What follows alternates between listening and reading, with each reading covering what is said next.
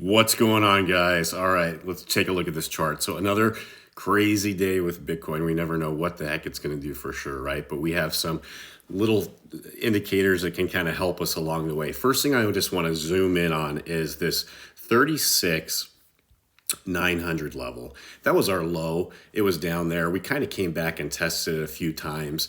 There's a chance that if we lose, and I'll zoom in here. If we lose 38,200,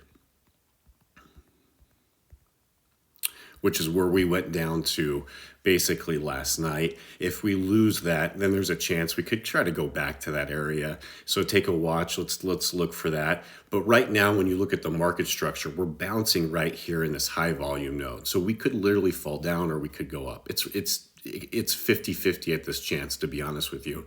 But if we do go up, it makes more sense to me right now because we have a lot less resistance in a lot of different ways. We have these single prints here that I'd like to see get filled. We don't have a great high here from today. It looks really terrible. So I wouldn't be surprised. We did get rejected here at this single print though. So that's the only thing that's a little bit of caution, but Bitcoin likes to fake us out. So we could be going up here, filling this single print, maybe bounce back down and then come up back up and then fill this single print and then fix this poor high that we have up here as well and maybe get all the way up to 42,000. I think a realistic target for me right now is 41.4, right in the middle of this single print. I like to get out before anybody else is. It just makes the most sense, but look at this as all area we need to fill in. So right now we're dropping down a little bit. We're just floating right here on this weekly, monthly, and daily point of controls, which is right now 39,000, kind of hovering, especially with all the news with the war. The markets, the legacy markets did open a little bit green today. We'll see if they stay that way. That's in the US markets, at least I should say.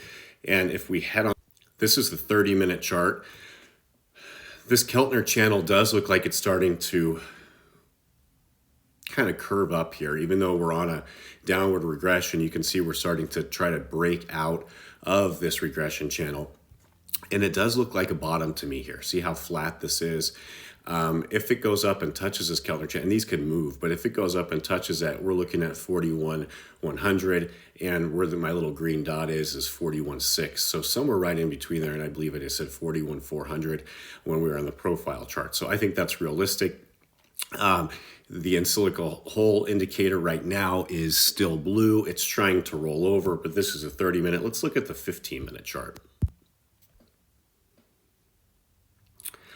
15-minute chart is rolling over and red. We're on a green uptrend still. So we have a higher low put in. We could just want to try to fall down here and look at that. That's right at 38.1. So we'll have to take a look and see if you guys have any access to order books. I recommend Bookmap, Binance, to take a look at the order book and see where the large buys are. Obviously, they can be scammed. They like to spoof those, so just watch for that. But those are the range, and I think that we're going to go back. Let's take a look really quickly at the 4-hour chart. All right, so once again, this is the Bybit chart. I like the perpetual charts more than the regular charts just because there's a lot of movement that goes on with them during the day. We did just start a new 4-hour candle. And if you look at it, it looks like we dropped back down here again a little bit, trying to test. Now, Bitcoin loves to do this. It loves to go on a downtrend, create another candle, and then go down a little bit and then come back up. So since we're on this point of control, it's really hard to say. But again, my bias is to go with the correcting of the market structure. And I'll go back one more time and repeat that just so that you kind of see what my thought process is.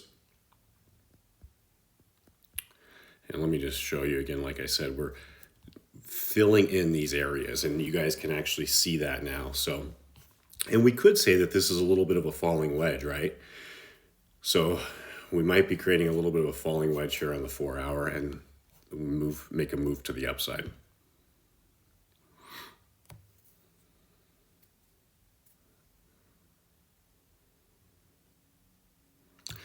Okay, back here to the profile chart, like I said, we're right now below the weekly and monthly point of control. I do think the bias is to come up here and fix the structure. So that's what I'll be watching out for. Please do me a favor. Please like, please subscribe. Please turn on post notifications and share these videos if you think they're helpful. I appreciate it very much. I wish you guys a wonderful trading day and a great weekend.